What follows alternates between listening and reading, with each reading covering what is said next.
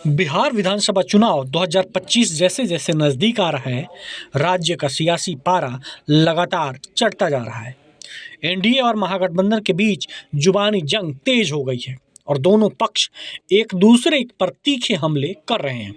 छठ पर्व भी शुरू हो गया है, जिसको लेकर बिहार की पॉलिटिक्स का पारा हाई हो गया है। लोकसभा में विपक्ष के नेता राहुल गांधी ने त्योहारों के मौसम में कई रेलगाड़ियों में यात्रियों की भीड़ होने को लेकर केंद्र और बिहार की सरकार पर निशाना साधा। राहुल गांधी ने आरोप लगाया है कि फेल डबल इंजन सरकार के दावे खोखले साबित हुए हैं। राहुल गांधी ने यह सवाल भी किया है कि 12,000 स्पेशल ट्रेन कहाँ हैं। एक्स पर पोस्ट करते हुए राहुल गांधी ने लिखा कि त्योहार का महीना है, दिवाली, भैया दूज, छठ। बिहार में इन त्योहारों का मतलब सिर्फ आस्था नहीं, घर लौटने की लालसा है। मिट्टी की खुशबू, परिवार का स्नेह, गांव का अपनापन। लेकिन ये लालसा अब एक संघर्ष बन चुकी है। उधर अमित शाह ने छठ को लेकर बोला कि मैं छठी मैया से प्रार्थना करता हूं कि हमारा बिहार जंगल राज से मुक्त रहे, कानून व्यवस्था सुदृढ़ रहे, हमारी बहन बेटियां सुरक्षित रहें और बिहार भविष्य में एक विकसित राज्य बने। आप सब जानते हैं, आज छठ का महापर्व शुरू हो गया है। आज दुनिया भर में, बिहार में, पूरे पूर्वांचल में नहाय खाए की विधि के बाद हमारी माताओं ने छठ का पर्व का पूजा शुरू किया है। मैं मनपूर्वक सभी बिहार वासियों को छठ पर्व की बहुत बहुत शुभकामनाएं देना चाहता हूं। और भाइयों बहनों, मैं छठ मैया से प्रार्थना करता हूं कि हमारा बिहार हमेशा जंगल राज से मुक्त रहे, कानून व्यवस्था मजबूत रहे, हमारी बहन बेटियां सुरक्षित रहे और बिहार आगे चलकर विकसित प्रदेश बने। यही छठ मैया से मैं प्रार्थना करना चाहता हूं। भाइयों बहनों, मैंने तो सोचा था दिलीप जी आज बुलाते हैं, मगर छठ पर्व के दिन कौन आएगा। ये पूरा तीनों मंडप खींचो खींच भर गया है। खगड़िया वालों का बहुत बहुत धन्यवाद। साथ ही अमित शाह ने खगड़िया के बिहार में गरजते हुए कहा कि महागठबंधन लठबंधन जिनका भ्रष्टाचार का रिकॉर्ड रहा है, वे बिहार का विकास कर सकते हैं। केवल नरेंद्र मोदी और नीतीश कुमार, जिन पर एक पैसे के भी भ्रष्टाचार का आरोप नहीं है, बिहार का विकास कर सकते हैं।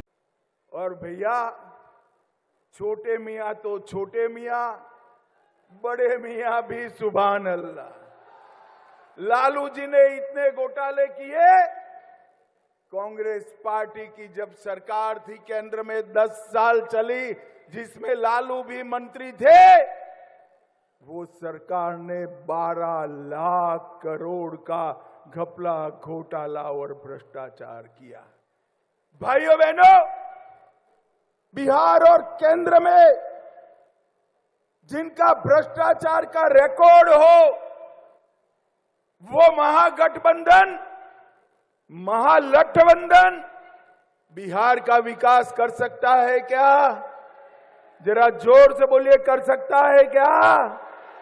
बिहार का विकास नरेंद्र मोदी और नीतीश बाबू, जिन पर 4 आने का भी भ्रष्टाचार का आरोप नहीं है, वो ही कर सकते हैं। वहीं तेजस्वी यादव ने प्रधानमंत्री नरेंद्र मोदी के बिहार दौरे पर कहा कि ये लोग नकारात्मक लोग हैं, नौकरी दे नहीं सकते, लोगों के साथ न्याय कर नहीं सकते, खासतौर पर बिहार के साथ। फैक्ट्री प्रधानमंत्री गुजरात में लगवाते हैं और बिहार में केवल वोट लेने आते हैं। देखिए, ये लोग नकारात्मक लोग हैं, नौकरी दे नहीं सकते हैं, नौकरी दे नहीं सकते हैं, लोगों के साथ न्याय कर नहीं सकते हैं, खासतौर पे बिहार के साथ।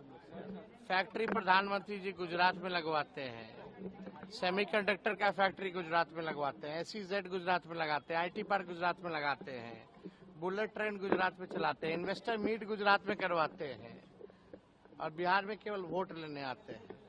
20 साल से आपका राज है। आप हिसाब दीजिए क्यों नहीं एक जूट मिल आप खुलवा पाए, एक भी शुगर मिल आप खुलवा पाए। अभी भी बिहार के लोगों को पलायन इतने संख्या में क्यों बाहर करना पड़ रहा है, करोड़ों की तादाद में? पढ़ाई के लिए, दवाई के लिए, कमाई के लिए बाहर क्यों जाना पड़ रहा है? आप ट्रेन खोलिएगा, यहाँ से भर भर के बिहारी लोग को गुजरात ले जाइएगा, वहाँ फैक्ट्री में काम करवाने हैं। अब बिहार में अमित शाह बोलते हैं कि फैक्ट्री या कारखाना उद्योग नहीं लग सकता क्योंकि बिहार में भूमि नहीं है।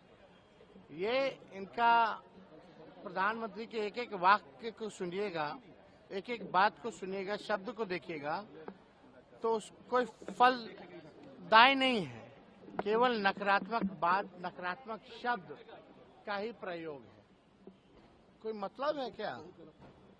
ये भाजपा के लोग जो भी बात कर रहे हैं, 2008 से लोग जांचें कर रहा है, जब चुनाव आता तब जांचें करता है। ये सब लोगों को गुमराह करने के लिए ये सब जो है किया जा रहा है। लेकिन बिहार की जनता मुद्दों की बात करती है, हम मुद्दों की बात कर रहे हैं। पढ़ाई, दवाई, कमाई, सिंचाई, सुनवाई, कार्रवाई की बात करते हैं। कितने अपराध जो है चरम सीमा पर है। टॉप 2 स्टेट क्राइम में यूपी और बिहार है। इस पे कुछ नहीं कहेंगे प्रधानमंत्री जी।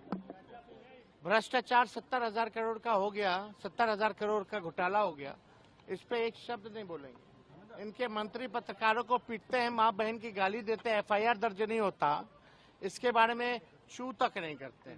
वहीं बिहार सरकार के मंत्री अशोक चौधरी ने राजद नेता तेजस्वी यादव के बयान पर पलटवार किया है और कहा कि राजद का भी तो 15 साल का कार्यकाल रहा। उन्होंने 3.5 से 4% विकास दर को 2.5% कर दिया और नीतीश कुमार ने 2.5% की विकास दर को 10.4% पहुंचा दिया। इनके भी तो 15 साल मिले। इन्होंने 3.5 से 4% विकास दर को 2.5% कर दिया, घटा दिया। और नीतीश कुमार ने 2.5% के विकास दर को 10.4% पहुंचाने का। ये तो फर्क है। गुजरात पहले से विकसित है, बिहार विकासशील देशों में है, प्रदेशों में है। हम लोग लगातार प्रयास कर रहे हैं। हम 7,000 से 66,000 प्रति व्यक्ति आय लेकर के आए हैं। 28,000 करोड़ के बजट से 3,16,000 करोड़ लेकर गए, तो फर्क नहीं है। वहीं जदयू नेता राजीव रंजन प्रसाद ने कहा, निसंदेह बिहार में बार बार जो तेजस्वी यादव का बयान आ रहा है, उन्हें 20 महीने चाहिए बिहार को बदलने के लिए। वो क्या बदलेंगे? फिर से बंदूक संस्कृति को कायम करेंगे। प्रधानमंत्री मोदी कल बिहार के दौरे पर थे, जहां उन्होंने कहा कि एक तरफ जहां एनडीए है वो बिहार को विकास की ओर ले जाना चाहती है, तो वहीं दूसरी तरफ ग्रैंड अलायंस है जो जंगल राज की तरफ ले जाना चाहती है। देखिए, निसंदेह बिहार में बार बार जो ये तेजस्वी यादव का बयान आ रहा है कि उन्हें 20 महीने चाहिए बिहार को बदल देने के लिए। क्या बदलेंगे? फिर से वही बंदूक संस्कृति को कायम करेंगे, फिरौती के लिए अपहरण का उद्योग लगाएंगे, कट्टे बांटेंगे नौजवानों को, जमीन लेकर के नौकरियां देंगे।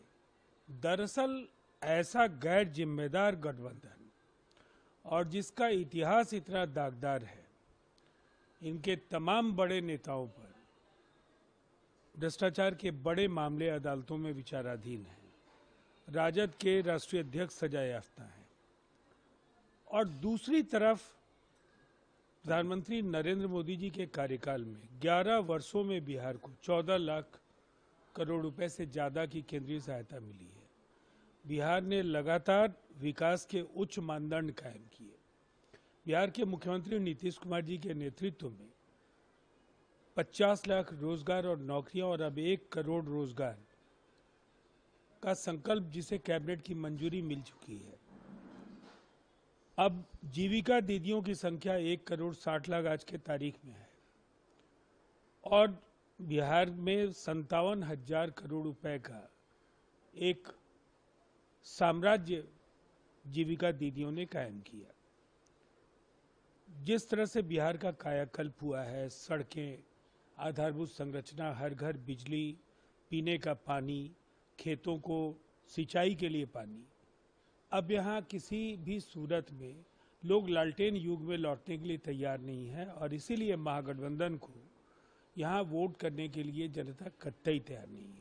बहरहाल उत्तर प्रदेश के मुख्यमंत्री योगी आदित्यनाथ के बाद अब समाजवादी पार्टी के मुखिया अखिलेश यादव भी बिहार चुनाव में उतरने की तैयारी में हैं। छठ पर्व के बाद अखिलेश यादव मिशन बिहार की शुरुआत करेंगे।